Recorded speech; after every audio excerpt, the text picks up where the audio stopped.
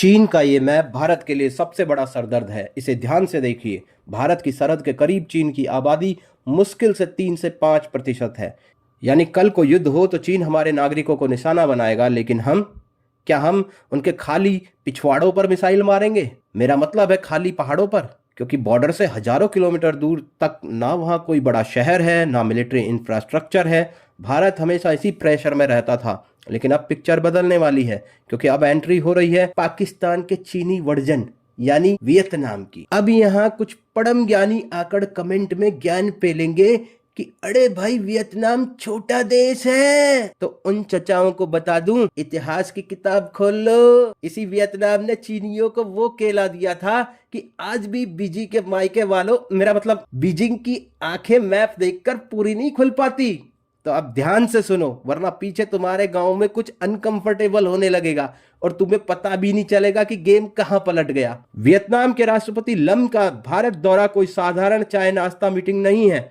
ये चीन की दुगदुगी बढ़ाने का सीधा इंतजाम है। दरअसल साल भर से अटकी हुई 5,800 करोड़ रुपयों की ब्रह्मोस मिसाइल डील अब क्लियर होने जा रही है। तकनीकी तौर पर देखें तो ये ब्रह्मोस एरोस्पेस का सबसे बड़ा एक्सपोर्ट ऑर्डर है। भारत इसमें 51% का सीनियर पार्टनर है और रूस 49% का। आसान भाषा में समझो तो ये चीन के घर के पीछे वो सुतली बम फिट करना है जिसकी डोर दिल्ली के हाथों में होगी। वियतनाम का भूगोल देखिए, वहां से चीन की 80% आबादी, उनके औद्योगिक केंद्र और पूरा साउथ चाइना सी का इलाका सीधे हमारे रडार पर आ जाएगा। चीन सोचता था कि वो हमारे पड़ोसियों को खिलौने बांटकर हमें घेर लेगा। पाकिस्तान ने कबाड़ लिया, बांग्लादेश में घुसपैठ की। अब भारत ने कहा, बेटी के अगर तुम हमारे आंगन में पत्थर फेंकोगे तो हम तुम्हारे बेडरूम में मिसाइल तैनात करेंगे। इसे कहते हैं असली में जैसे को तैसा। और जिन्हें लग रहा है कि ये सिर्फ पैसों का खेल है, तो वो जरा अपने पैसे मुझे देते भाई साहब। दारी के ये रणनीति है, धंधा नहीं। अब बात करते हैं उस मिसाइल की जिससे ड्रैगन थर थर कांप रहा है। ब्रह्मोस कोई साधारण रॉकेट नहीं, ये दुनिया की सबसे तेज सुपरसोनिक क्रूज मिसाइल है, जिसकी गति मैक 2.8 यानी आवाज से लगभग 3 गुना तेज है।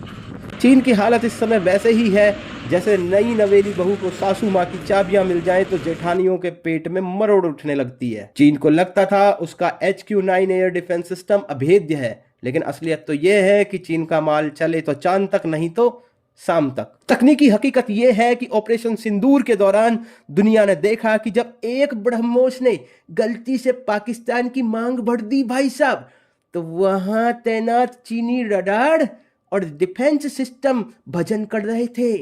उन्हें पता तक नहीं चला कि कब मौत उनके सिर के ऊपर से गुजर गई।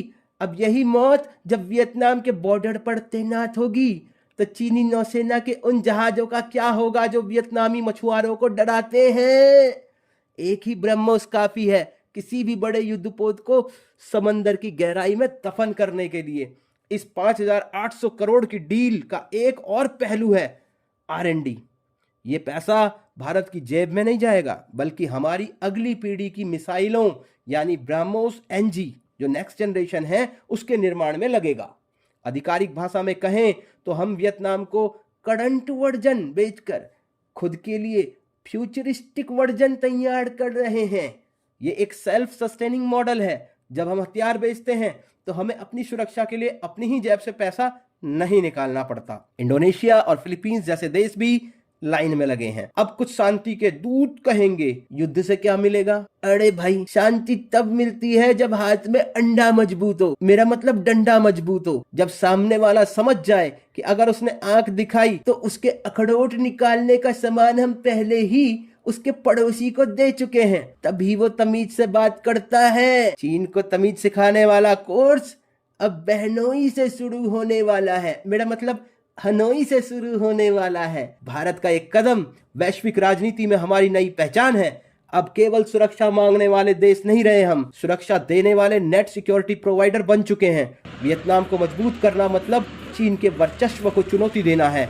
ये मोर्चा अब खुल चुका है और इसकी गूंज पूरे एशिया में सुनाई देगी। इस पूरी बिसात पर मेरी नजर बनी हुई है। जैसे ही वियतनाम के राष्ट्रपति की इस डील पर फाइनल मुहर लगेगी, मैं सबसे पहले आपके पास रिपोर्ट लेकर आऊंगा दोस्तों।